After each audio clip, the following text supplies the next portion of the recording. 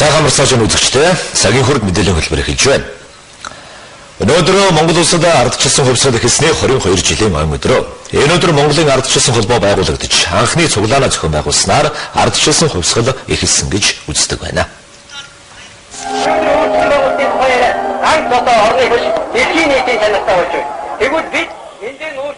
1989 оны 12 дугаар сарын 10-ны өдөр. Энэ өдөр Монголын ардчилсан холбоо байгуулагдаж ерөнхий зохицуулагчаараа Санжаа Сүрэнгийн зэргийг сонгожээ. Энэхүү анхны цуглаанаа хүүхэд залуучуудын соёлын төвийн үүдэн зохион байгуулснаар Монголд ардчилсан хувьсгал эхэлсэн гэж үздэг юм. Үүнээс хойш 1990 оны 2 дугаар сарын 11-нд Ялтын талбайд олон мянган хүн оролцсон дараагийн цуглаан болжээ. Энэ цуглаанаас хойш улс төрийн шинжил хийх зорилготой холбоо хөдөлгөөн шийшлээ даран бий болж орон нутагт салбарууд нь бараг зэрэгцээ байгуулагдсан байна. Мөн энэ сарда Монголын ардчилсан холбооны анх дугаар их хурал болсон байна. Энэ хурлаар Монгол ардын хувьсгалт намын төв хорооны улс төрийн товчоог бүрэн бүрэлдэхүүнээр огцлохыг шаардсан байна. Энэ шаардлагын дагуу 1990 оны 3 дугаар сарын 7-ны өдрөөс эхлэн Монголын түүхэн данхуудаа улс төрийн үйлсгэлтэн зарласан билээ. Үүнээс 22 хоногийн дараа Монгол ардын хувьсгалт намын төв хорооны улс төрийн товчоо бүрэн бүрэлдэхүүнээр огцорсноор үйлсгэлтэн зогсжээ. Улмаар нэг намын тогтолцоо бүхий үндсэн хуулийг өөрчилж, олон намын тогтолцоог хуульчилсан нь ардчилсан хүчний хамгийн том ялалт юм. Эцсийн дүндийн 1990 оны 6 дугаар сард олон нам оролцсон анхны ардчилсан сон үйл болсон байна.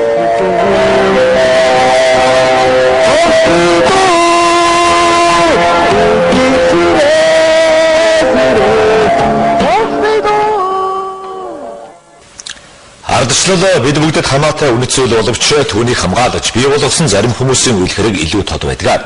22 жилийн өмнө ардчлалын төлөө тэмцэж явсан энгийн иргэд мөр зэрэгцэн зүтгэж явсан зарим хүмүүсээ дурсан санаж байна.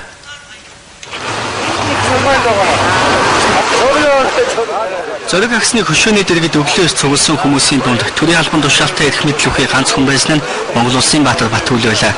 Харин бусд нь өнөөгийнхэнд төдийл танд биш энгийн иргэд боловч 22 жилийн өмнөх эрх чөлөөний тэмцэлд хамгийн түрүүнд алхаж байсан зоригтнууд байсан юм а. Олон жил уулзалтаагүй байсан найз нөхөд шудраг ёсны төлөө амьдралаа харамлаагүй тэмцэгчид 22 жилийн дараа зориг агсны хөшөөний дэргэд ийхүү болцсон юм байна. Дархнаас, хөвсөглөөс, дорндоос, баян үлгийгээс иргэсэд төвлөлдөн уулзаж байна. Сайхан тулсамжаас гадна тэдэнд бяцхан гүнэг харуулсалж ногдож байсан юм а. Улсын зохион байгуулалт бол тэр улс төрийн суултанд суугаалж яхсан. Ингээд энэ хавар гэсэн да. Тэгээд одоо энэ хүрээний сайхан үгтэй ингээд явж байна. Анхны баян үлгийн мөхтөл анхны одарсан холбооны үүсгэн байгуулсан нэг л дээ. Бүр 89 оны одоо 11 өдрөөс эхлээд бид нар энэ үлдсэн соёлын төвөөрөнд болж тэр митинг солонд оролцож ирсэн. Тэгээд дараа бид нар бол орон нутгатаа бол одоо энэ ардчлалын хүйсийг бол манлайл оролцсон үнийг нэг одоо 22 жил тууштай энэ ажил хийж байна. Энэ ардчлал байгуулагдсанаар бол бидний эрх хэрэгчлээ өргөсөн гэж миний хувьд ойлгодог. Ингээд яг энэ ардчлал маань үнэхээр одоо боломжтой энэ зэрэгээрээ цаашаа явуулах юм бол манай Монголын их орн сайхан одоо амьдралаа сайхан их орн болно гэж бодож байна.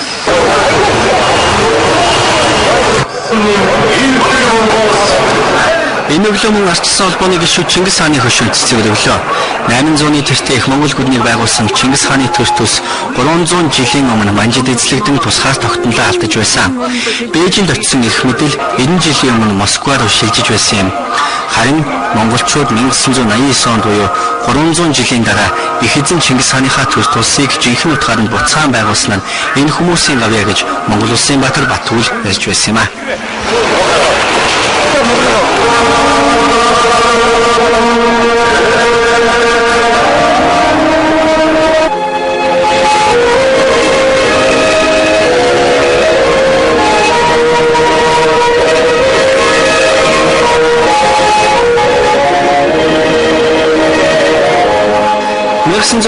он шинээр үүсэн байгуулагдсан Монголын ардчилсан холбоо жагсаал цуглаан зохион байгуулж сүүлдээ тэмцлийн хурц хэлбэр болох улс төрийн үсэглэн сонгосон. Улс төрийн нөхцөл байдал хурццсан тэр хүнд үед нам төрийн тэргүүн Батмунх асуудалд нухацтай бөөсөөртэй хандаж хүч хэрэглэж хэрхэж болохгүй гэсэн хатуу байсуур баримталсан юм а. Хусцдмал байдлыг улс төрийн аргаар шийдвэрлэх ганц зам бол Монгол Улсын Төвсгөлт намын төв хороо улс төрийн товчоо бүрэн бүрэлдэхүүнээр огцрох явдал гэж Батмөх дараг үзэж улс төрийн товчооны худалдаанаар хэлэлцсэн зөвшөөрүүлээд дараа нь намын төв хорооны 8 дугаар бүгд худлаар уг асуудлыг шийдүүлсэн юм а. Тэрээр Монголын арчилт хүндтэй үүрэг хүлээдэг. Тиймээс өнөөдөр түүний хөшөөнд цэцгэргэж хүндтгэл үзүүллээ. Ардчилсан хувьсгал эхэлсэн энэ өдөр Монголын ардчилсан холбоо өөрийнхөө төрсөн өдрийг хамтдаган тэмдэглэдэг. Ардчлалыг бий болгохын төлөө анханаас нь зүтгэж өнөөдөр ч ардчлалын төлөө зогсож байгаа зарим гишүүнээ тус холбооныхон орон сууцаар шагнасан байна.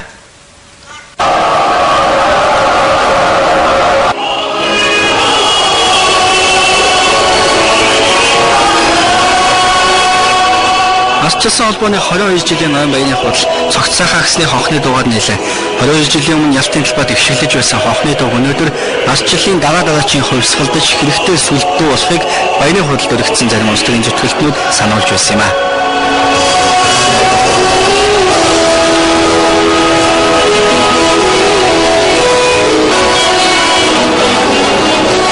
Хийсэн ардчилсан хувьсгалаа төгөлдөр болгоё өнөөдөр. Төгөлдөр болгохын тулд эдээсийн хувьсгал. Тэр эдээсийн хувьсгалыг бид яаж хийх юм бэ? Юу хийх ёстой бэ?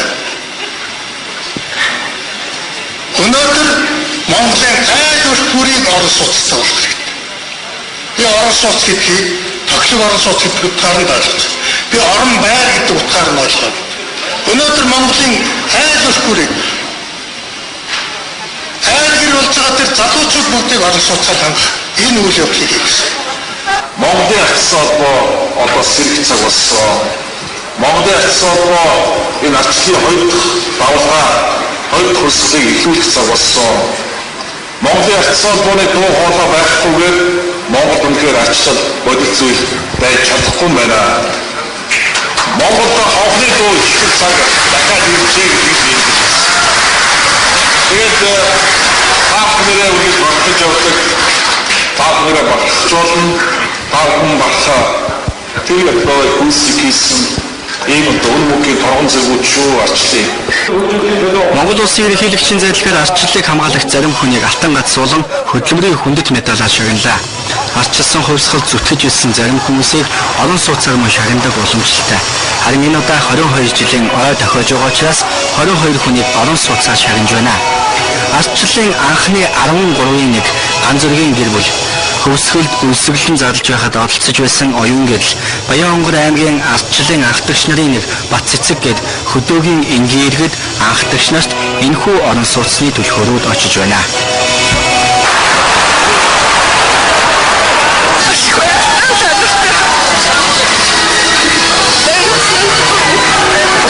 Жинхэнэ одоо 20 их настай ийм охтууд байлаа. Тэгээд хамгийн өнөөдөр миний баярлаад ингээд нулимсан гарч байгаа одоо Монголын арчилсан холбооны удирдлагуудаа, батцаануудаа баярлж байна.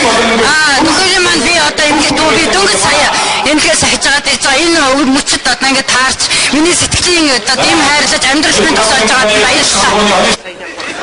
Ардчил илүү олон хүнд аз жаргалтай амьдралыг авчрах ёстой.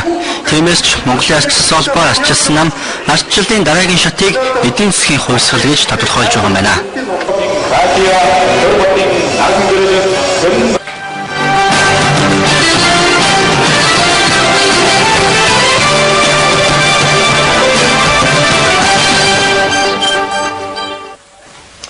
Манай хөтөлбөрийн дараагийн хэсэгт анхаарлаа хандуулцгаана уу? Кувейт улс манай улсад хөрөнгө оруулаж хамтран ажиллах сонирхолтой байна. Ялангуяа хөдөө аж ахуй, таван толгой, төмөр замын салбарт хөрөнгө оруулалт хийж, эдийн засгийн салбартаа хамтран ажиллах саналаа илэрхийлжээ. Манай сурвалжлагч Болор сайхан Кувейт улсаас мэдээлж байна. Манай хоёр улсын тухайд 1975 онд ёсмон харилцаа тогтоосон. За хоёр улсын түүхээс сөхөж үзвэл Ирак улс Кувейт руу дайрахад энэхүү дайралтыг Монгол улс хамгийн түрүүнд эсэргүүцэж буруу шааж байгаагаа мэдэгдэж байсан гэдгээр онцлогтой. Өнөөдрийн хүртэл хоёр улсын эдийн засгийн харилцаа хамтын ажиллагаа хийж сайн хангалттай хэмжээнд хүртэл хөгжиж чадаагүй байгаамаа. Тэгвэл ерөнхийлөгч энэ удаагийн айлчлалын хүрээнд хоёр орны харилцаа тэр дундаа эдийн засаг хөрөнгө оруулалтын харилцааг ахиулахад чухал алхам боллоо гэж судалгаачид үзэж байгаа юм. Кувейтийн талаас манай улсын стратегийн ач холбогдолтой томоохон төсөл хөтөлбөрүүд дээр хөрөнгө оруулах, хамтран ажиллах сонирхолтой байгаа. Энэ удаагийн айлчлалын үеэр мэдгдсэн.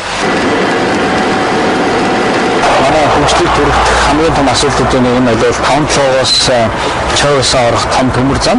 За уушаа хэтээлүүд 50 нэгдсэн төмөр замын 1-2 дугаар хэсгээр бас санхүүжилтээр оролцох энэ боломжуудыг судалж ярилцсан байгаа. За 3 дахь том төсөл нь бол нүүрснээс нефт хэмжээний бүтээгдэхүүн гарах, нүүрсэн шингэн гарах энэ төсөлтөөр бас энэ Кувейтийн хөрөнгө оруулалтын сан хамтарч ажиллахын болцоонуудыг бол судлаа гэсэн. Тэгээд яг ерөнхийлөгчийн айлчлалын өөр бол бид нар нүүрснээс шингэн гарах энэ төслийн баримтчгийг бас Кувейтийн хөрөнгө оруулалтын санд бол гардуулж өглөө. За бид энэ харилцаа ялгалцын санамж дээр бол энэ 5-7 төмөр зам нүүрснээс шингэн гарах гэсэн энэ хэдхэн төслүүд дээр одоо хамтарч ажиллахаар санал тавьсан байсан.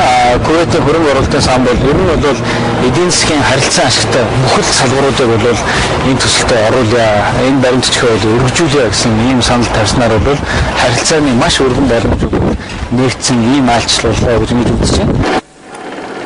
Кувейт улсад хийсэн айлчлалын өндөрлөөд Монгол улсын ерөнхийлөгч Катар улсад айлчилж байна. Тэрээр Катар улсын нийслэл Доха хотноо болж байгаа нэгдсэн үндэсний байгууллагын эвэлдэх соёл иргэншлийн холбооны 4-р форумд оролцох юм а. Улсын хурлын дарга Дэмбэрлээ Япон улсад аль биесны айлчлал хийж байна. Манай сурвалжлах хэсэг Японы Киото хотоос айлчлалын эхний өдрийн мэдээг нэрлэлээ. Монголын мэдээгийн дэлхийн сурвалжлах хэсэг Япон улсын Киото хотоос үзүүлж байна. Тэр Монгол улсын их хурлын дарга Дамжингийн Дэмбэрэл Япон улсын парламентын урилгаар одоо тус улсад аль биесны айлчлал хийж байгаа. За Монгол улсын их хурлын дарга аль биесны айлчлал энэхүү Японы эртний түүх соёлын дурсгал мөн одоо Япон улсын үнэ эртний нийслэл болсон Киото хотоос хэлж байгаамаа. Энэ удаагийнхаа айлчлалаар улсын их хурлын дарга хоёр орны эдийн засаг, улс төр хүмүүнлэг, соёл, түүх археологийн чиглэлийн одоо олон салбарын эрдэмтэн судлаачид болон албаны хүмүүстэй уулзалт хийхээр товлсон байгаа. За Киото, Хирошима, Токио хотуудад тэрээр ажиллах юм а.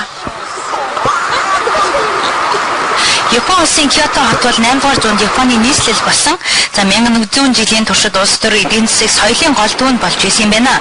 За энэ хугацаанд олон зуун сүм хийдийг энэ хотод барьж байгуулсан. За тэдгээр сүм хийд болон олон түүх дурсгалт газрууд буюу нийтдээ 17 газрыг өнөөдөр дэлхийн соёлын өв буюу ЮНЕСКОд бүртгүүлсэн байгаа юм а. За тийм ч учраас Монгол улсын их хурлын дарга Дэмбэрлийг Киото хотод айлчлах баяр дэлхийн соёлын өвд бүртгэлтэй за олон түүх дурсгалын газруудтай танилцууллаа. За энэ бол Монгол-Япон хоёр улсын харилцаа хамтын ажиллагааг гүнзгийрүүлэхэд за олон зуун жилийн туршид одоо төр төсний уламжлалтай байсан манай хоёр орны харилцаанд ихээхэн өөрчлөлт шинжилгээг авчирна гэж хоёр тал үзэж байгаа юм а. За Япон улс бол 1991 оноос хойш манай улсад бол хөнгөлтөө зээл болон олон төрлийн тусламжийг олгож ирсэн. За өнөөдрийн байдлаар 3.6 тэрбум долларын тусламжийг манай улсад үзүүлээд байгаа юм а. За сүүлийн жилүүдэд за худалдааны чиглэлээр манай хоёр улсын харилцаа өргөжж байгаа гэж үздэг. За хөрөнгө оруулалтаараа манай улсад 4-р, за худалдааны түншээрээ Японоос 5-р чигсэж байгаа юм байна. За улсын хурлын дарга айлчлал Токио болон Хирошима хотуудад энэ сарын 14-ний дуустал үргэлжилнэ.